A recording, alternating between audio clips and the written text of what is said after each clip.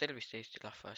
Minu nimi on siis Miltek ja ma olen uus Eesti Youtuber. Et mida ma tein tooma hakkan on Black Ops 2, Blaze 3, Blaze 3-lt ja siis teisi värke. Okei, mitte teisi värke.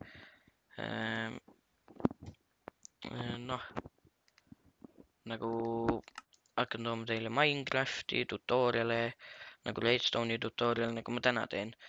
Et siis põhimõtteliselt, mis me täna teeme, on niuke asi, mis resetib selle aja resetib nagu tagasi päevaks. Põhimõtteliselt, mis teil vaja siis on neid asju siin. Daylight sensorit, redstone, redstone torchi, buttonit ja stone'i. Ja siis veel command blocki, mille sa saad niimoodi. Teed give, enda Minecraft kasutaja nimi ja siis 137. Nii, ja näete siis siia tuli see. Nii, esiteks te panete maha oma daylight sensori. Siis te panete redstone'i. Nii, siis te panete ükskõik mis ploki. Siis redstone torchi ja lõpetuseks comment blocki. Te peate olema great või OP-s. Te peate olema OP. Siis põhimõtteliselt, kuidas see aitab? See aitab, kui te ehitate nagu midagi pikka aega, siis see nagu resetib ajad.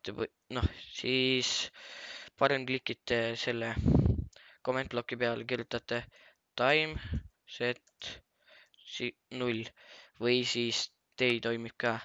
Ja siis, kui tahate, võite buttoni siia peale panna ja siin nagu, kuidas see toimib. Time set. Nii, näete. Ja siis see pani automaatselt kohe 0. Ja kui tahate, siis võite nuppu vajutada ja see paneb ka. Ja see oli põhimõtteliselt tänane õpetus. Tänan vaatamast. Likeige, kommenteerige ja kui oleksite lahked, siis palun subscribe'ige. Et tahaks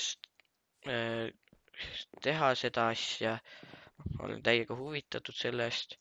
Nüüd ma, Black Ops 2, see alguses ei tule HD-s, sest ma nagu,